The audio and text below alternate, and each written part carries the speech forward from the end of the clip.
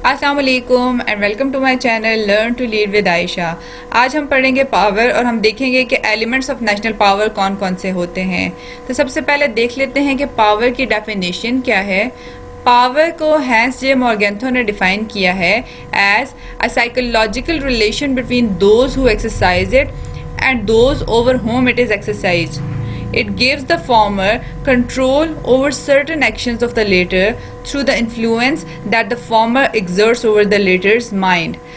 तो हैंस जे मॉर्गेंथो के according power एक ऐसा रिलेशनशिप है उसके दरमियान जिसने इन्फ्लुएंस एग्जर्ट किया हुआ होता है, यानी कि स्ट्रॉन्गर और वीकर का रिलेशनशिप है।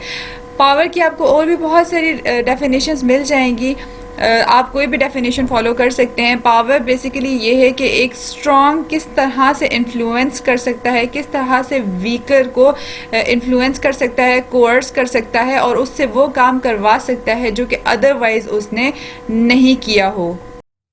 एलिमेंट्स ऑफ नेशनल पावर देख लेते हैं।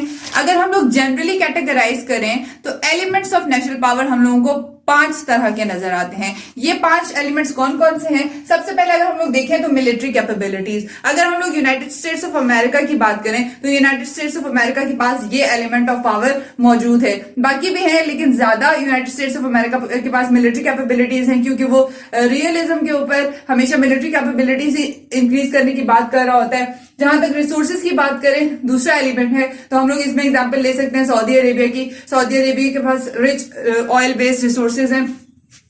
अगर हम लोग बात करें इकोनॉमी की, जो कि तीसरा एलिमेंट है नेशनल पावर का, तो हम लोग इसमें चाइना की एग्जांपल ले सकते हैं। Economically China is powerful. और अगर हम लोग पॉलिटिकल क्लाउड की बात करें तो हम लोगों के पास यूरोपियन यूनियन की एग्जांपल आती है।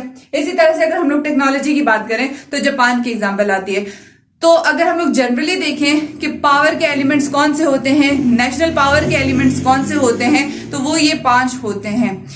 बाकी जो एलिमेंट्स हैं टेंजिबल और इनटेंजिबल, वो भी अभी डिस्कस करते हैं। अगर हम लोग कैटेगराइज करें पावर को हार्ड पावर और सॉफ्ट पावर में, तो वो हम लोग किस बेसिस के ऊपर कर रहे होते हैं वो देख लेते हैं। टाइप्स ऑफ पावर में अगर हम लोग देखें तो हार्ड पावर की जहां तक बात है और सॉफ्ट पावर की जहां तक बात है, तो हार्ड पावर देखें थ्योरेटिकल पर्सपेक्टिव अगर हम लोग बात करें तो रियलिस्ट ये कहते हैं कि पावर हमेशा हार्ड पावर होनी चाहिए। और हार्ड पावर अभी हम आगे पढ़ेंगे भी, मिलिट्री की बात करते हैं तो रियलिस्ट ये कहते हैं कि स्टेट्स के पास हार्ड पावर होनी चाहिए, यानी कि स्टेट के पास मिलिट्री पावर होनी चाहिए। तो हार्ड पावर में अगर हम लोग सबसे पहले बात करें तो थ्योरेटिकल पर्सपेक्टिव इसमें रियलिज्म का आएगा। जहां तक सॉफ्ट पावर की बात है तो लिबरल्स हमेशा ये कहते हैं कि ठीक है, पावर को एक्सरसाइज तो जरूर करो लेकिन वो पावर सॉफ्ट पावर होनी चाहिए। तो सॉफ्ट पावर का थ्योरेटिकल पर्सपेक्टिव अगर हम लोग देखें कि कौन है सॉफ्ट पावर के प्रोपोनेंट्स, तो वो लिबरल्स हैं।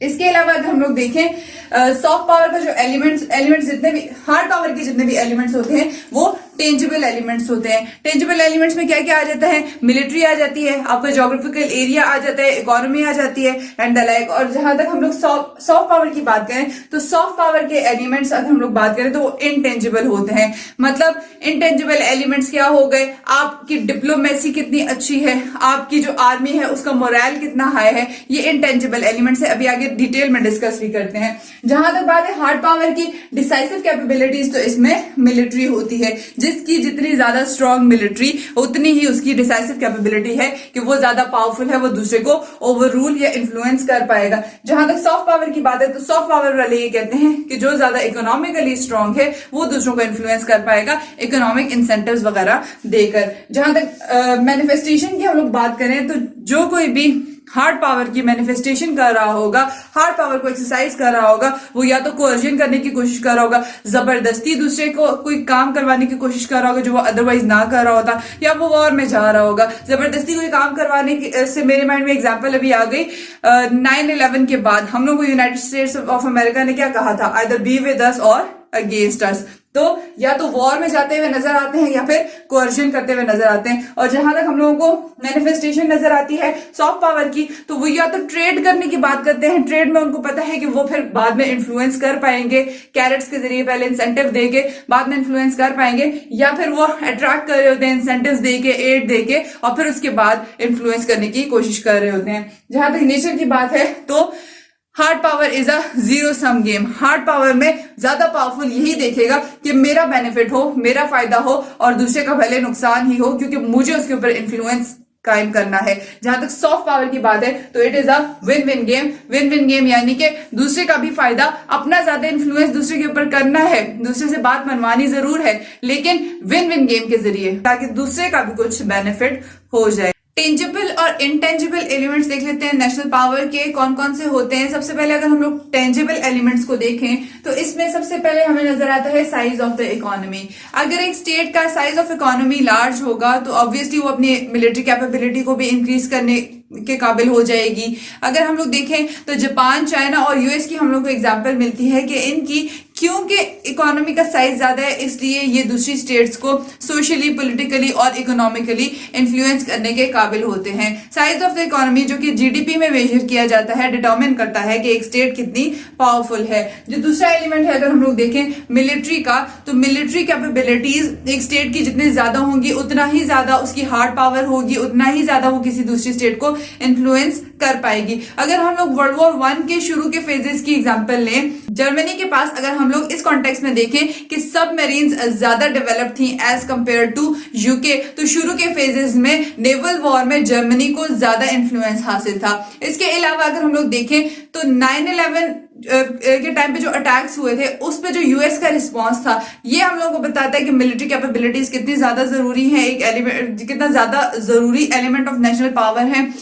जहां तक हम लोग बात करें इराक के अंदर वेस्टर्न इंटरवेंशन की, तो वो हमें बताती हैं कि मिलिट्री एलिमेंट्स जितने भी हैं, military elements of the national power, वो कितना ज्यादा जरूरी है। अगर नेक्स्ट हम लोग देखें पॉपुलेशन, अगर एक स्टेट की पॉपुलेशन ज्यादा है और वो स्टेट उस पॉपुलेशन को डेवलप भी करती है, यानी कि ह्यूमन डेवलपमेंट के ऊपर उस स्टेट का फोकस होता है, तब तो उस स्टेट की, अगर हम लोग यूनाइटेड स्टेट्स के कॉन्टेक्स्ट में देखें तो उस स्टेट की ज्यादा पॉपुलेशन उस स्टेट के लिए as an element of national power साबित होगी। लेकिन ये जरूरी नहीं होता। हम लोग इंडिया के कॉन्टेक्स्ट में देखें या फिर हम लोग ज्यादा डेवलपिंग स्टेट्स के कॉन्टेक्स्ट में देखें तो डेवलपिंग स्टेट्स में ज्यादा पॉपुलेशन इसका उलट बन जाती है, क्योंकि ज्यादा पॉपुलेशन जिसको आप डेवलप ना कर पाओ वो स्टेट के ऊपर एक बर्डन बन जाती है। अगर हम लोग पाकिस्तान के कॉन्टेक्स्ट में देखें तो Pakistan is the 6th largest population of the world, but it is not the 6th most developed country of the world. तो इसलिए पॉपुलेशन अगर डेवलप्ड है तो ये एक important tangible element of power है।